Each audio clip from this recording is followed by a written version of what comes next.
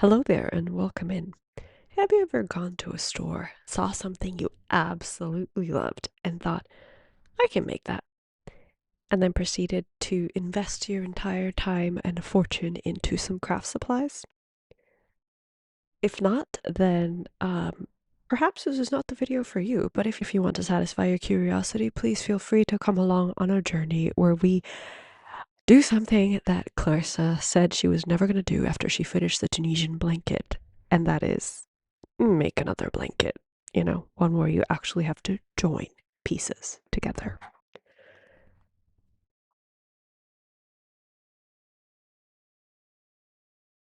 As you can probably tell from this tray of materials, we're going to be making a pumpkin granny square blanket.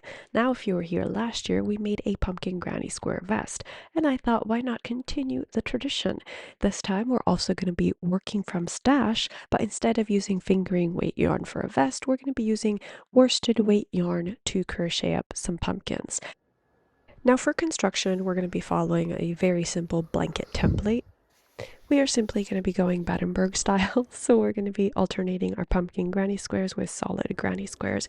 In total, I'm thinking that we should have about close to 200 granny squares without counting the border. But this, of course, means that we need to have enough yarn for all these granny squares. So let's head back to the stash and determine what the status is on our orange yarn. Okay, so we've got this huge cake of red heart pumpkin, but I swear I used to have like another full skein of this. So let's hope I do, because if not, we need to pivot and add a third color of orange. And I think we are going to, in fact, pivot and add that third color of orange, which means we need to restructure our squares. The other orange that I have in stash is this tangerine orange from Wander, and I don't think it actually goes that well with that butternut yellow. However, we might have better luck with this fireside because it does have some tones of tangerine in it. That does mean I'm going to have to frog all these squares that I finished. Nothing for it, we're going to have to test this out.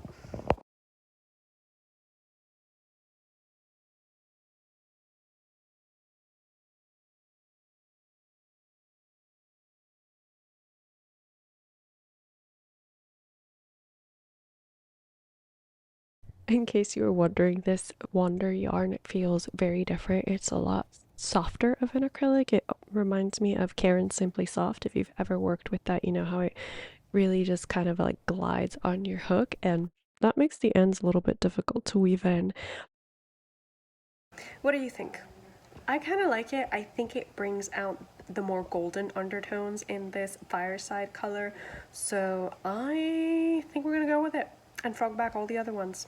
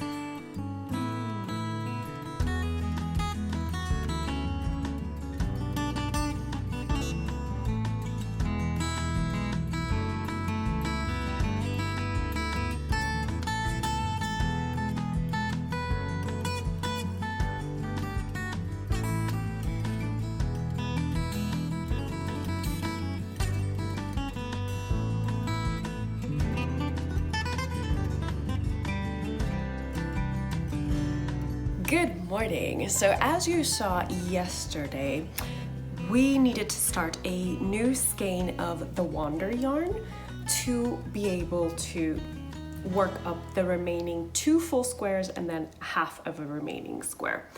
So that means that with 100 grams of Wander, which is a worsted weight, and it brings 120 yards. So with 120 yards, you're able to complete 1, 2, 3, 4, 5, 6, 13 full squares and 1 round of an additional square. So 13 squares already here, and then 3 more, 16 squares. I think it's time to stop making pumpkins and start joining because we have numerous amounts of squares.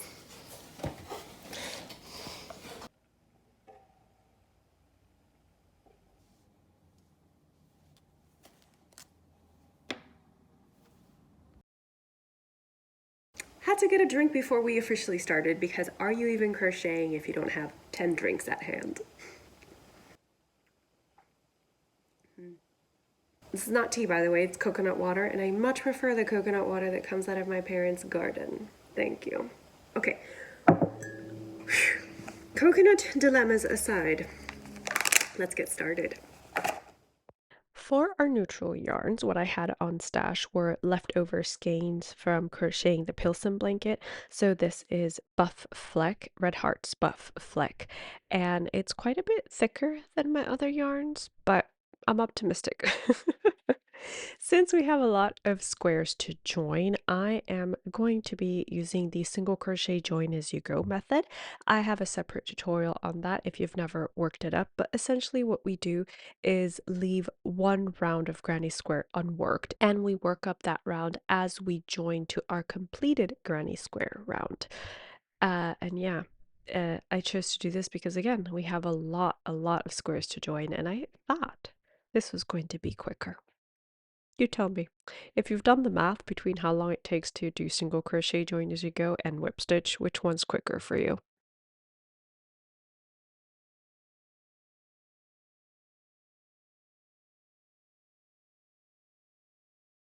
If you're curious, this join round took a total of 6 minutes.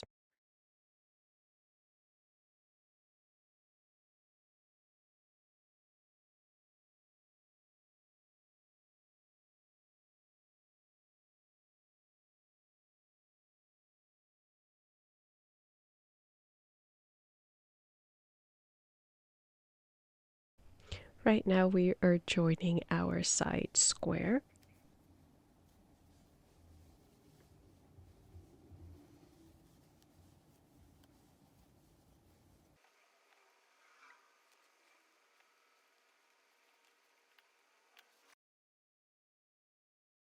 All right, so I have to confess that even with this handy color-coded chart, I'm getting so lost when I'm joining my granny squares. So what I decided to do is that every time I have to work up a neutral colored square, I'm going to pin all the squares that are supposed to be joined with that one. Let me show you. So you see here, I'm supposed to do a neutral square here and a neutral square here. So I'm joining with just these pins. Not a novel concept by any means, but I just wanted to share that with you because, you know, if you ever get lost joining squares, you are not alone. I am there with you, getting lost right along, but we're still cheering each other on. Oh, did I make a rhyme? Hi. You remember when we said we were gonna weave in the ends before continuing with the blanket? That never happened. But I am going to be joining the last of the pumpkin squares. And then finish a neutral row. Then we can weave in all the ends before we work on our border. Because if I work on the border before weaving in ends, ends will never be woven in.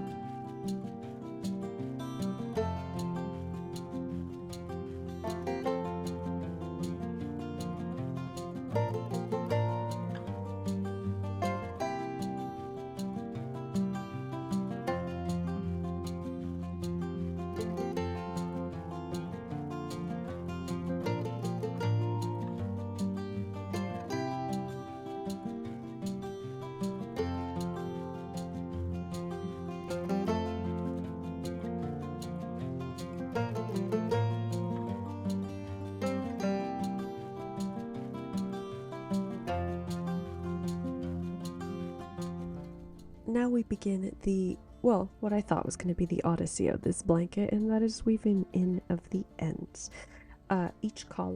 Weaving in the ends on each column was 30 minutes, and there were 9 columns in total. So sometimes weaving in ends is not as fast as you think it's going to be.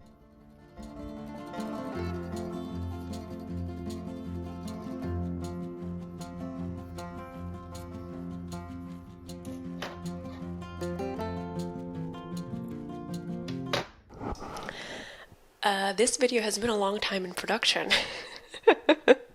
I think we started in August. It is now October 6th. We're gonna have a super moon today, and I am super anxious to actually complete this video and share it with you. I'm hoping to share it this Saturday, which means that I will have to finish the blanket at the latest on Wednesday, so I can actually have a little bit of time to edit the video and get it out for you in a timely manner. But we're not going to be complaining about time. Let's talk about crochet. Okay, so currently I am still weaving in ends. As I told you, it takes me 30 minutes to weave in a single column of ends, and I believe we have 9 columns. So let's do the math on that. It takes, I think, almost as long as making the blanket itself to weave in ends, or at least that is how it feels. Now, as you can tell from the videos, the ends aren't perfectly woven in, because my plan for this blanket is to actually sew a backing to it. In order to do that, I've acquired a twin sheet set, 100% cotton, because I wanted to contrast the acrylic. Whatever is closest to my skin, I wanted it to be of a natural fiber. So 100% cotton sheet that I bought at Home Goods because the thrift store just did not have what I wanted. Okay, let me get the sheet. I'll be back. This is the flat sheet I bought. It's looking a little blue-gray on camera, and you know, maybe it is in the store. It looked a little bit like a warmer gray, but I still feel, yeah, it's definitely a cooler tone gray. But this is going to go in the back of the blanket, and I still feel that it kind of brings out the blue neps that are found in the buff fleck yarn.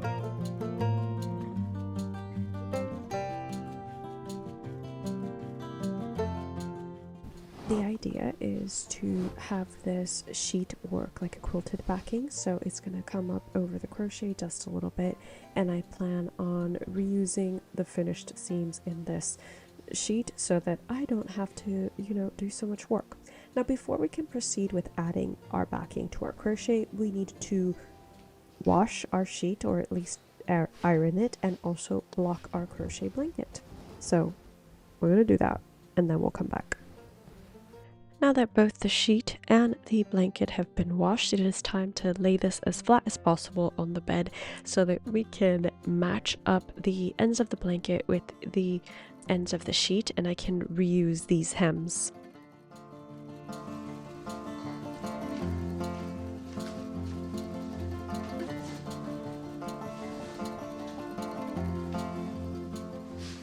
After spending an eternity trying to get this to lay flat on the bed, I decided, you know what, I need more space. We're going to be using the floor. And this, my lovely, beautiful, gorgeous friends, was the start of our true troubles. After washing and drying the crochet blanket, it became really obvious that the buff fleck yarn was created after washing and blocking the crochet blanket. It became really obvious that the Red Heart buff fleck yarn was creating a bigger square than the pumpkin. So I decided to try and steam them all to the same size so that at least our edges were perfectly square, and then we could pin those to the blanket and proceed with quilting. I was very optimistic about this. So innocent, so sweet.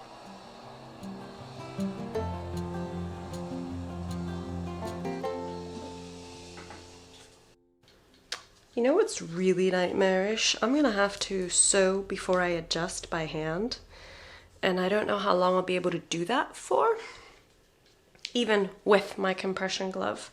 So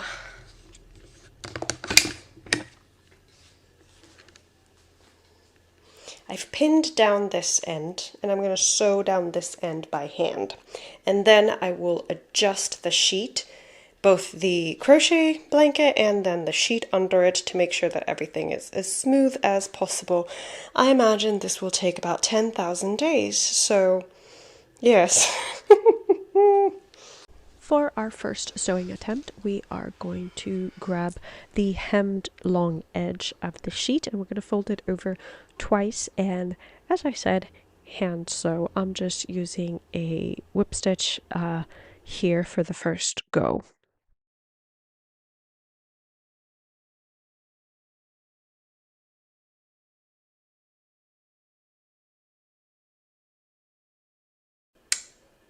I actually don't like how that border is looking, so I'm gonna cut it all up and then just match the edges and sew maybe a blanket stitch or something. I don't know.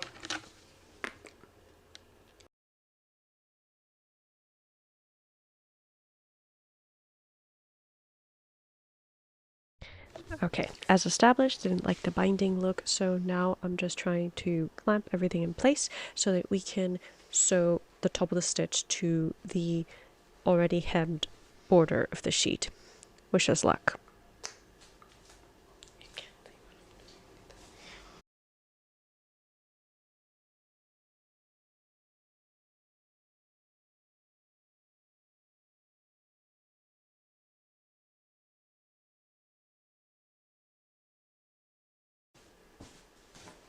We are at the point of the project where it is actually stealing my sanity, and I'm beginning to loathe every moment of this. Send help. After much faffing, I decided to sew the sheet to the third loop of the last round in the blanket so that if I wanted to at a later date, I could actually make this border bigger. Also, I was serious about sending in help. Please. Thank you for listening to my plea and sending help because I really need it. First of all, Mom had the idea that I was making a mistake by sewing the blanket to the already stitched hem. She was right. But what we're discussing here is that Mom's idea was to tack down the sheet and then actually sew so that the sheet stays in place and it doesn't shift or stretch so much. The problem with this technique was that, as mentioned, it didn't allow the sheet to actually stretch, so we were kind of like puckering up the crochet to make it fit into the blanket. So we had to take this back about 3 times before we proceeded with the final sewing.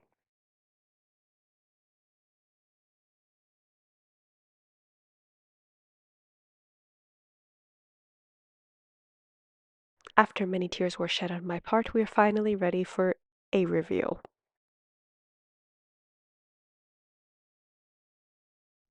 All in all, this blanket has 117 squares. We ended up with 13 rows and 9 columns. 58 of those squares were pumpkin squares, 59 were the neutral buff flick squares. In total, our blanket weighs 1,150 grams. Hi. I know you can't really see my face. We'll remedy that in a little bit. Um, we have to unpick all of this seam right here. And distribute it evenly across the blanket. Let me bring you in closer so you can see what I'm talking about.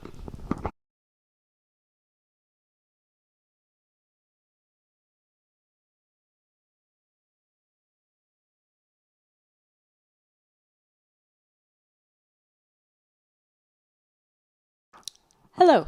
Where was I going with this? Right, it is wrap up time, but we still have a lot to sew. So I thought we could do both together. Wrap up this project and sew.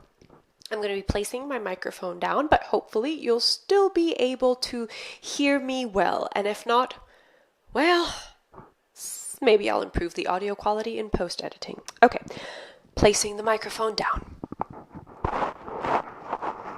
Hopefully I'm still talking loud and near enough that you can hear. Okay, so wrapping up. Do I think that backing your crochet blanket is a worth it endeavor when you want to avoid weaving in ends?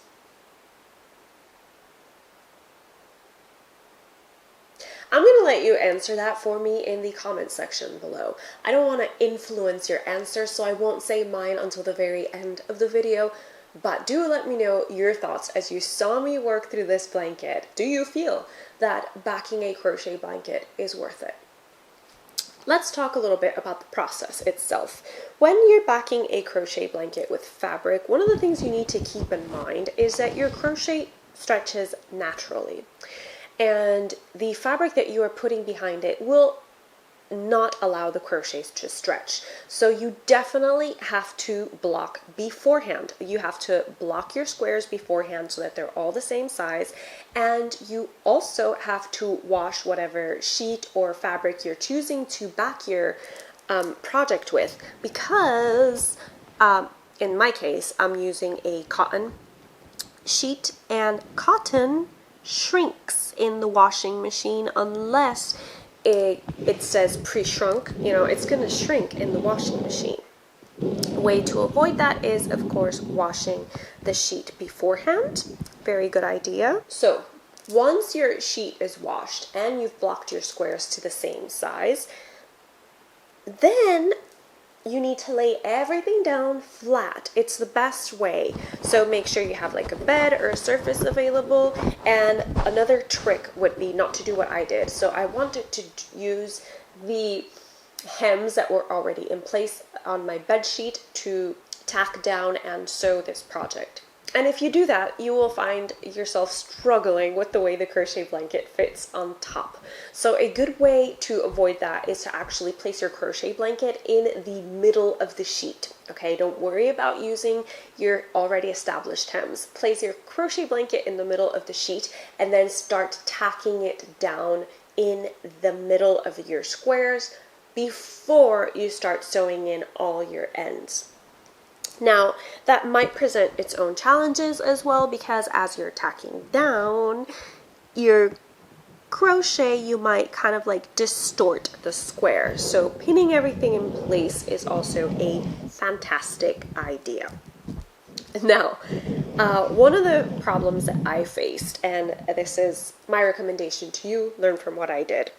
I was using stash, right? So sometimes it doesn't matter if your yarn says worsted and your other yarn says worsted, there will be some differences in what each company considers worsted weight yarn. And you can spot these in the feel of the yarn, but also by reading the yardage that's provided in the 100 grams.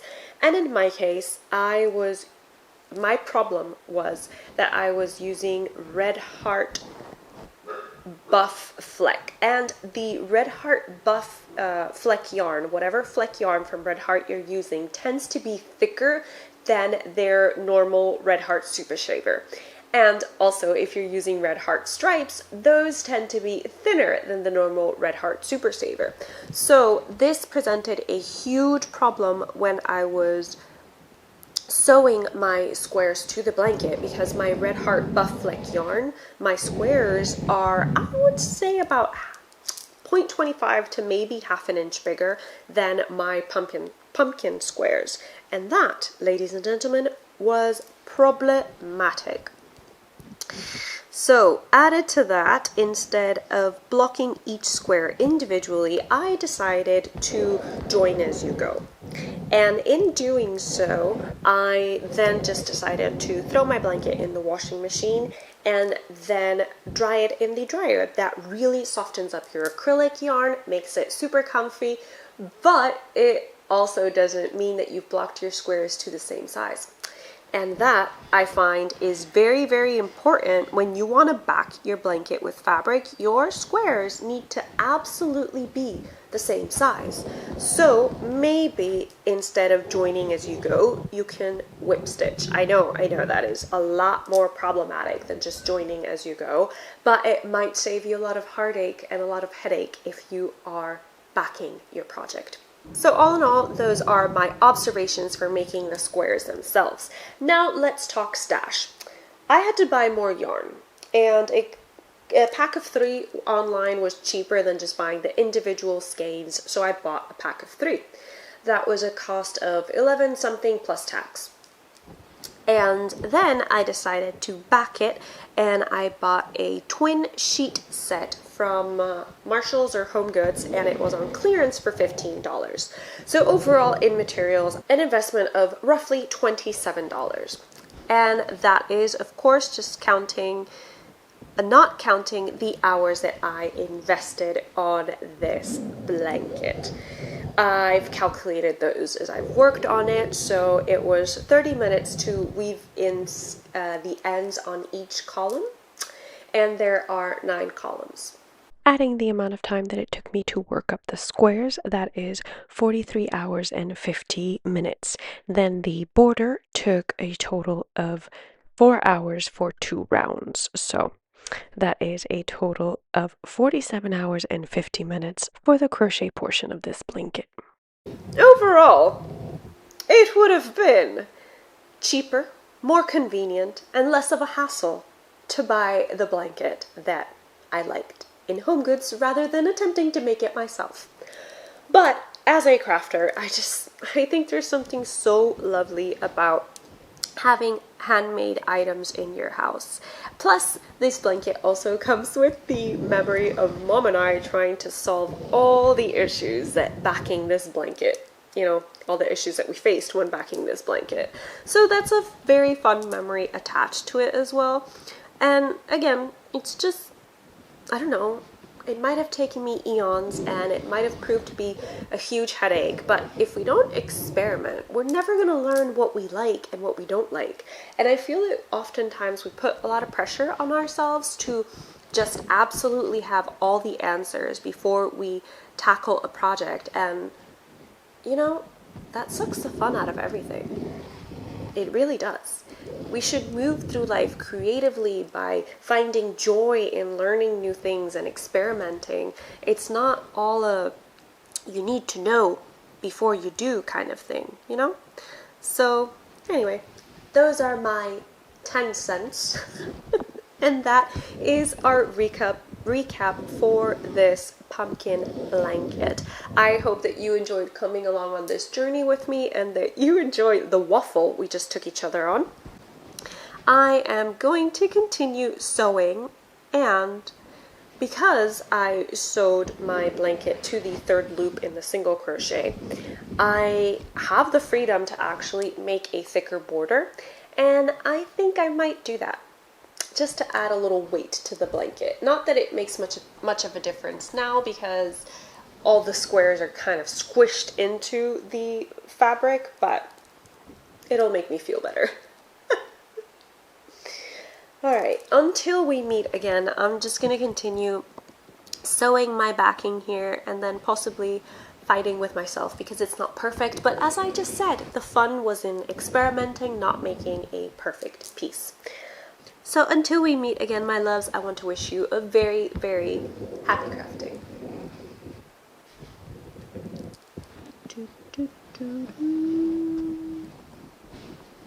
Down, down, down the road, down, which is